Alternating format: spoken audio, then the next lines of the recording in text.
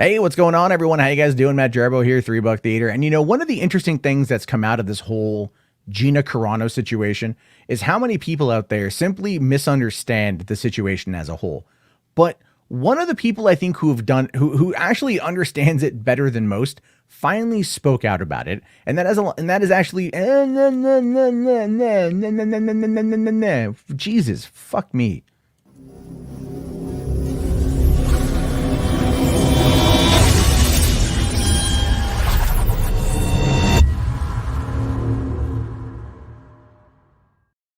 Hey, what's going on, everyone? How you guys doing? Matt Jarbo here, $3 Theater. And this whole Gina Carano situation has been tragic. It has been. I've spoken my piece about it multiple times. Still, just to reiterate for the cheap seats in the back, no, I didn't want her fired, and I think what happened was really crappy. That being said, her doubling down made things worse, and at the end of the day, we'll have to see where her career goes. I don't think the trajectory is going to be where she wants it to go, but for right now, maybe it's just the best call. I don't know. But I'll tell you who finally spoke out about this, and I'm really happy that they did, because I was really curious to know what Bill Burr was going to say about this. So Bill Burr plays Migs Mayfeld on the show, and he's my favorite character, and I'm sure he's a lot of your favorite characters as well. However, Bill Burr is not like against controversy. What I mean by that, he's not like he gets in it quite often, right? He steps in it quite often.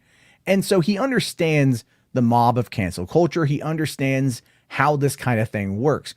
And so he's now kind of worried about his own opinions, his own thoughts, his own comedy stand-up, and how it might, impact where he sits on the show, which really actually kind of answers the question about whether or not he's going to be in Rangers of the New Republic, because they more or less set up the fact that Migs Mayfeld was going to come back. They were kind of establishing like a Cara Dune, Migs Mayfeld, a little bit of a thing there. They had chemistry. And it worked, and now I'm bummed it's not going to happen. Although, hey, listen, they brought back James Gunn. Maybe they'll bring back Gina Carano. Well, hopefully it will happen. I'm actually really hopeful that it happens.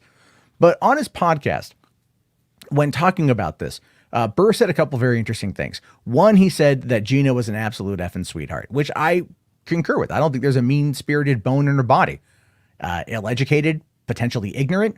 Yeah, sure. We all have those moments in our life, but not definitely mean-spirited. He sung her praises when they worked together.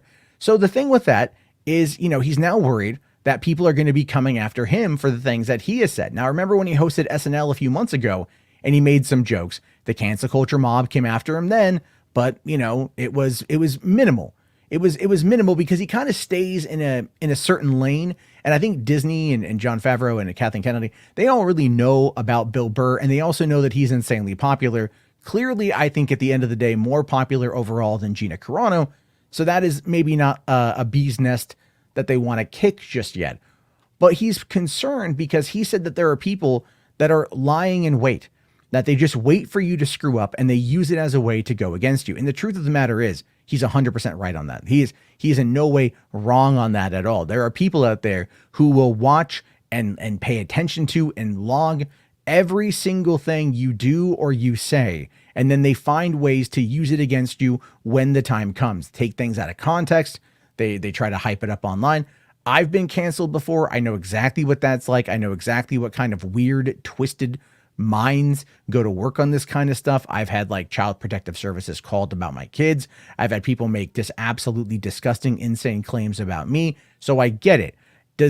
I completely understand where he's coming from. And that is another reason why I think that Gina Carano should not have been fired, and why I think the whole situation was somewhat blown out of proportion, even if she did make the mistake of posting a very ignorant comparison, which, by the way, is exactly what Bill Burr called it. He called it an ignorant comparison, but he doesn't want to see her fired or canceled over that. And that's actually the point that I was trying to make, that so many other people were trying to make about it too. It's not that we were supportive of Gina being fired. It was like, look, this was a very ignorant comparison to make.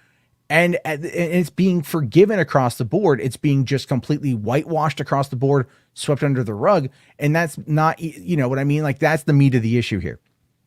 But what Bill Burr is afraid of is people who are now going to try to use him talking about it as ammo to get his bald guy action figure canceled, which, who knows if that's going to be the case. Is there a Migs? Is there a Migs Mayfeld, is there a you know, is there a Funko Pop? I don't know. I have to look it up. I wouldn't mind getting it. I don't, you know, he's my favorite character on the show. I should know these kind of things. But really, he's right there. He's absolutely right. Because he has a bit here that he says here towards the end. Now, he says that he goes, how is it out there? It's effing crazy time. There's people waiting, just lying in the weeds. Suggesting that there's cancel culture industry that's addicted to celebrity takedowns, which is true. He says, let's show that he's human, that he's made a mistake in his past and take that dream away. And that's what he's talking about here is like the mistake that Gina made in posting that. And yes, it was a mistake in posting that. All of you guys who have been trying to like sweep that under the rug, you got to stop. That was a terrible comparison to make. Okay. And people got it wrong so often because they're just trying to frame it in their mind in the best possible way. She compared being a conservative to being of that in 1930s Nazi Germany. You don't make that comparison. That is what she did. That is what she did. And that was wrong. It was ignorant. Is it a cancelable offense? No, but it's ignorant. And there's got to be some people out there, and especially Gina has got to realize that that was maybe not the best thing to say. But he does go on to say here, how do you hold up judging somebody that harshly? I'm not talking about hardcore shit like sexual assault and rape and stuff. I'm not talking about that.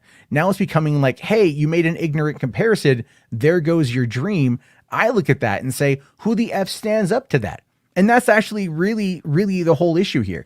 Who the F is going to stand up to the cancel culture mob? Because people out there get like this on Twitter. They get like this on Twitter and they'll say things like, oh, fire this person. And it's like these companies look at Twitter and they think that Twitter has a grand influence on the larger narrative of life. It doesn't. It doesn't. There are more people who use Instagram, more people who use Facebook, more people who use Snapchat, more people out there use different social media networks than freaking Twitter. Twitter only has like 400 million users. And how many of those users are just duplicate bot accounts or alt accounts or whatever? Like, it's not that number, but for some reason, Disney and all these other studios, all these other companies out there, they are afraid of that mob of people. And in many cases, we have seen images of like those hashtags being spammed by bots that all say the same thing in order to raise that hashtag up into the trending page.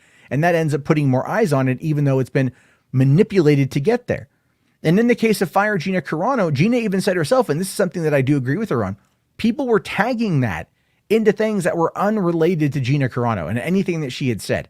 So they were already trying to establish a narrative to get rid of her through social media. Disney was aware of that, but it wasn't until the ignorant comparison that they felt that they had to act.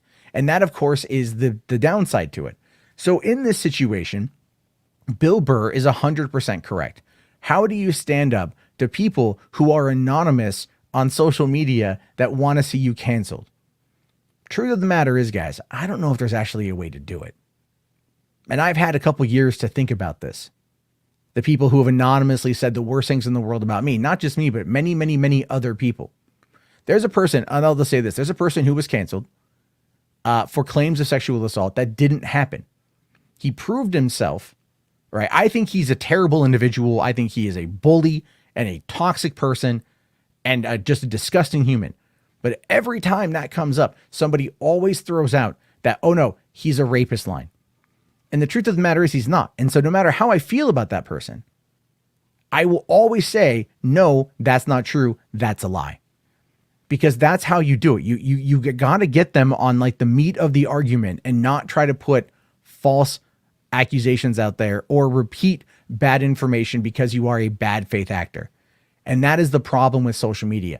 You're not able to do it. You are in no way able to do it because if someone gets booted, they just go and they do a 10-minute email account or a Proton Mail account or a Yahoo account or whatever. They make another account and they're back on Twitter in 5 minutes and they're doing it again with the exact same amount of social weight that any other account has. And they're nameless and they're faceless and they're anonymous and there's nothing that's going to be done to be able to stop that. So in those situations, these companies should not in any way capitulate to the mob.